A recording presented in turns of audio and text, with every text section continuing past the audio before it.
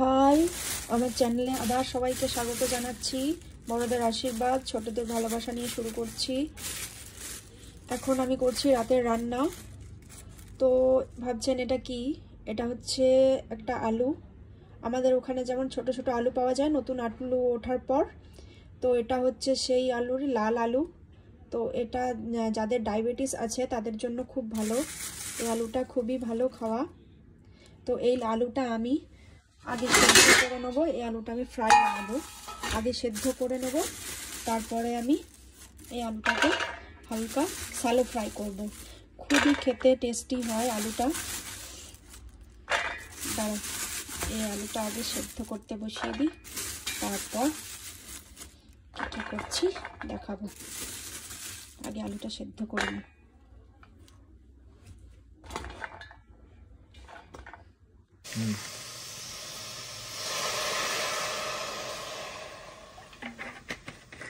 Hello, এখানে আমার এই ছোট আলুটা সেদ্ধ হয়ে গেছে। যে ছোট আলুটা সেদ্ধ করে নিয়েছি। এরপরে আমি দিচ্ছি এটা সবজি সেদ্ধ। এটা আমাদের রোজে রাত্রে আমরা খাই। যেহেতু সোনুর ডায়েট চলে, ওই জন্য সবজি সেদ্ধটা ওকে রোজ দিতে হয়। তো সবজি সেদ্ধ ওই জন্য রোজ খাই আমরা। সবজি সেদ্ধটা বসিয়ে দিলাম। আগের ভিডিওতে আমি বলেছিলাম যে মণিপুরের ব্যাপারে আমি কিছু বলবো। মণিপুরের ব্যাপারে আমি যেটা বলবো, অনেকেই মণিপুরের ব্যাপারে ভাবেন এটা অনেক সুন্দর জায়গা। হ্যাঁ, সত্যিই সুন্দর জায়গা, সেই বিষয়ে কোনো সন্দেহ নেই। এটা অনেক সুন্দর জায়গা। প্রাকৃতিক দিক থেকে বলুন, ওয়েদারের দিক থেকে বলুন, সব দিক থেকেই সুন্দর জায়গা। কিন্তু এই সুন্দরের মাঝে যে এত কিছু লুকিয়ে ছিল সেটা আমরা কোনোদিনও জানতে পারি। আমরা যখন আসি তখন অনেককেই জিজ্ঞাসা করেছিলাম মণিপুরের ব্যাপারে, তো এরকম ফিডব্যাক আমাদেরকে কেউ দেয়নি। তো দিনটা ছিল মে মাসের 3 তারিখ, 2023 মে মাসের 3 তারিখ। সকাল থেকে সবই ভালো। বাচ্চা স্কুলে গেল, হাজবেন্ড অফিসে গেল। তো তারপরে কি হয়, বাচ্চাটা স্কুল থেকে আসার পর ও টেবিল টেনিসে যায়। তো টেবিল টেনিসে কি হয়, আমি ছেড়ে দিয়ে আসি, আর আমার হাজবেন্ড অফিস থেকে আসার সময় নিয়ে আসে। তো সেদিনও বেসিক্যালি সন্ধ্যে 7টার সময় এসে ঢুকলো। তো সেদিন আসার পর এই সাথে সাথে আমায় বলছে যে একটা নোটিফিকেশন এসছে, তো ইন্টারনেট বন্ধ হয়ে যাবে 5 দিনের জন্য। এখানে প্রচুর ঝামেলা শুরু হয়েছে, কুকি আর মিতেই দুইটা দল, যেটা নিয়ে প্রচন্ড ঝামেলা শুরু হয়েছে। তো সেরকমই আমরা সমস্ত সবাইকে ফোন করে বলে দিলাম যে হ্যাঁ, কাল থেকে আজ রাত থেকেই আমাদের এখানে ইন্টারনেট বন্ধ থাকবে। তো কেউ যদি কল না পায় সেজন্য আমরা সবাইকে ফোন করে জানিয়ে দিলাম। তো কি হলো, ঠিক আছে চলো। সেই দিন রাত্রি তখন কটা বাজে, 10টা। আমাদের খাওয়া দাওয়া কমপ্লিট। তো হঠাৎ করে আমার হাজবেন্ড বলছে দেখো কোথা থেকে পোড়া পোড়া গন্ধ পাচ্ছে। আমি বললাম কোথা থেকে আর পোড়া পোড়া গন্ধ পাবে? তো নিচে হয়তো ওই দোকানগুলো বন্ধ করেছে, ওরাই হয়তো ফেলে দেওয়া পেটিগুলো জ্বালিয়েছে, সেটার থেকেই হয়তো গন্ধ আসছে। তো ঠিক আছে, দিয়ে আমার হাজবেন্ড বললো ঠিক আছে আমি তাহলে বাইরে ব্যালকনি লাইটটা বন্ধ করে আসি। ঠিক আছে গেছে। দিয়ে তারপরে আমায় এসে বলছে পিছনের পুরো বস্তি জ্বালিয়ে দিয়েছে। সেটা হচ্ছে কুকি বস্তি, কারণ মিতেইরা কুকিদের বস্তি জ্বালিয়ে দিয়েছে।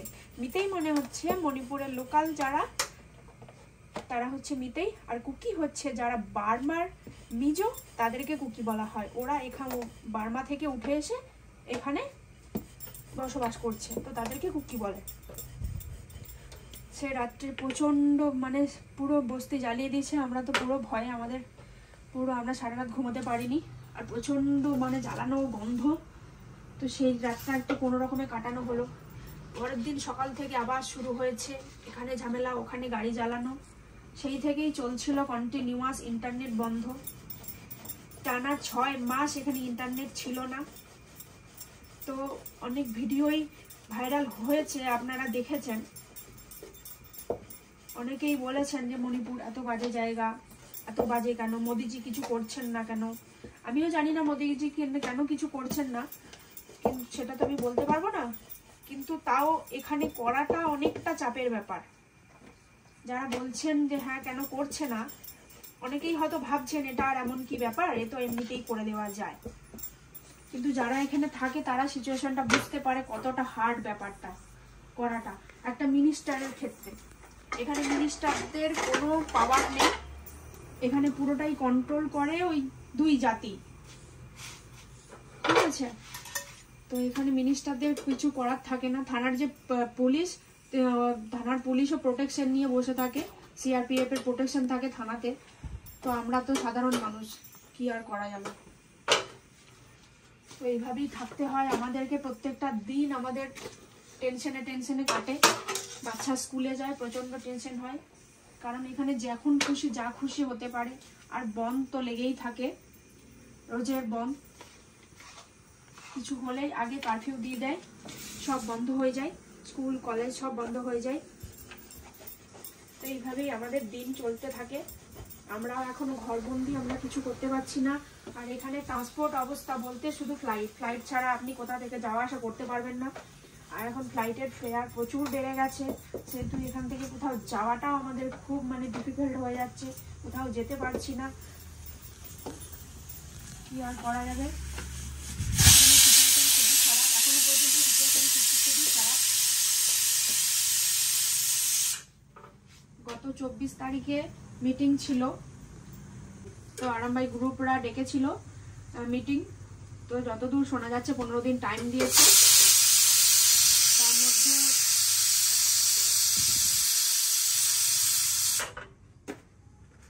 তার মধ্যে 6টা বিল দিয়েছে, যে 6টা বিল পাস করতে হবে 15 দিনের মধ্যে, না হলে ঝামেলা আরো বাড়বে। এর মধ্যে 2টো মিনিস্টারকে থাপ্পড় মারা হয়েছে। কি হবে আমরা নিজেরাও জানি না। 15 দিন পর এইভাবেই চলছে আমাদের জীবন। আপনাদের সাথে গল্প করতে করতে আমার রুটি করা হয়ে গেল। এবারে আমি আলুটা ফ্রাই করব আর আমার সসেজটা ফ্রাই করব, তাহলেই আমার রাতের ডিনার বানানো কমপ্লিট হয়ে যাবে।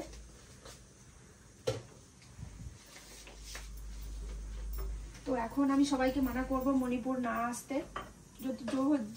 যদিও এখন মণিপুরে আসা টুরিস্টদের আসা এখন বন্ধই আছে, সমস্ত টুরিস্ট স্পট তো বন্ধ। কি আর করা যাবে, এইভাবেই চলছে আমাদের জীবন।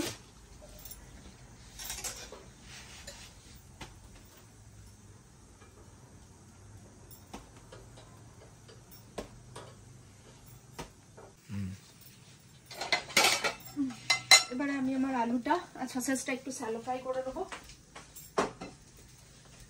রুটিটা আমার হয়ে গেছে, রুটি করে নিয়েছি, সবজি সেদ্ধ হয়ে গেছে। এবারে আমি এখানে যে আলুটা সেদ্ধ করে রেখেছিলাম, এই আলুটা এতে দেবো আর সসেজটা এতে দেবো, দুটো একটু স্যালো ফ্রাই করে নেবো। এখানে প্রচন্ড ঠান্ডা, বুঝেছেন, রাত্রে ঠান্ডা বেশি বেড়ে যায়।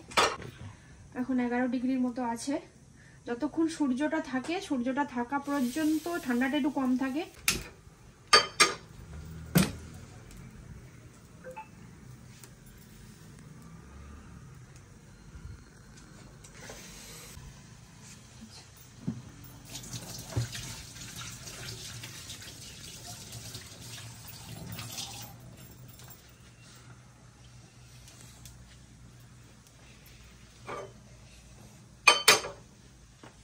সসেজগুলো আমি দিয়ে দিলাম একটা করে। এগুলো হোমমেড সসেজ, দেখতে একটু খারাপ কিন্তু খেতে খুব টেস্টি। একদিন শিখিয়ে দেবো আপনাদের কেমন করে হোমমেড সসেজ বানাতে হয়। এটা ফ্রিজে স্টোর করেও রাখা যায়, একটু বেশি করে বানিয়ে ফ্রিজে একটু স্টোর করেও রাখা যায়। আর এটাতে আমি আলুটা দিয়ে দিচ্ছি, সাথে একটু ব্রোকলি দেবো।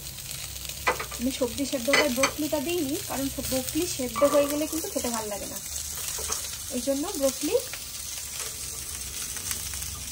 অল্প শ্যালো ফ্রাই করে ব্রোকলি খাবেন, খেতে বেশি ভালো লাগবে। দিয়ে দিলাম আমি ব্রোকলিটা, সাথেই করবো একসাথে। আর এটার উপর থেকে একটু সিজলিং দেবো, গোলমরিচ গুঁড়ো, একটু লবণ আর একটু অরিগেনো।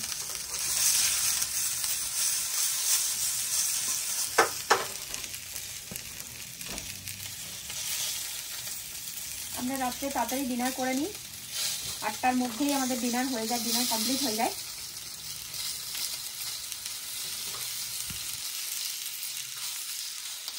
যেহেতু পরদিন আবার সকাল থেকে উঠতে হয়।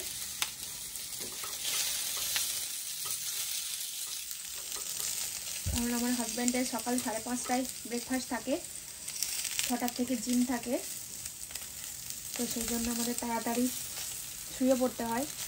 আর ডিনারটা আমরা 8টার মধ্যে করে নিই।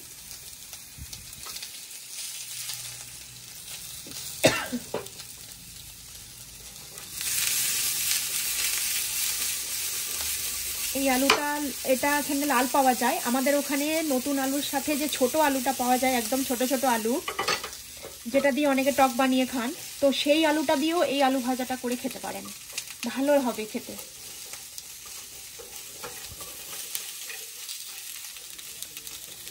একটু লবণটা দিয়ে দিই।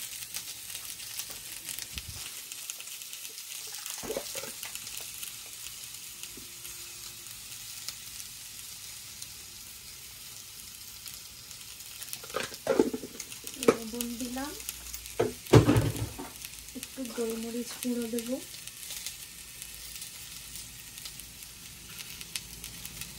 গোলমরিচ গুঁড়ো দিলাম, আর একটু অরিগানো দেবো।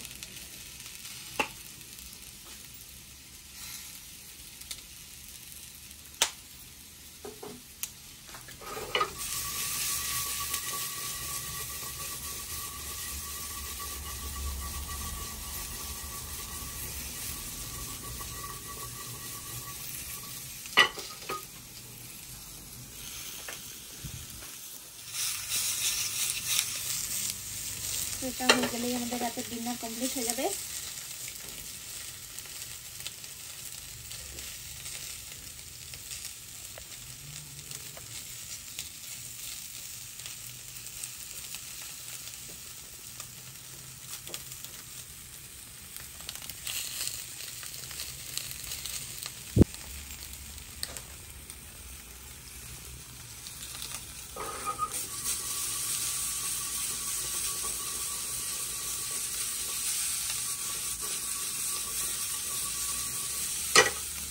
গরম গরম সবজি সেদ্ধ।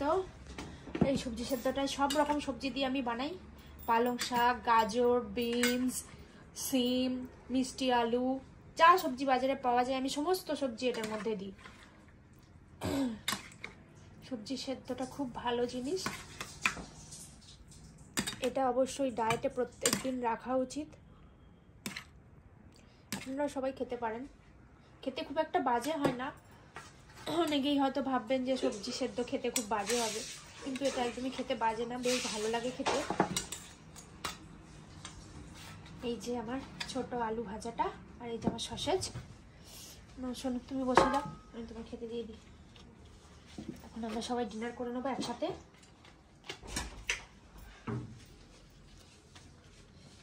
সোনু আর কুচু খাবে রুটি, আর আমার ভাত। আমি রোজ রাত্রে ভাত খাই, আমি রুটি খেতে পারি না, সেজন্য আমি ভাত নিই, আমার ভাত লাগে। যে আমার ভাত, আমি নেব ভাত।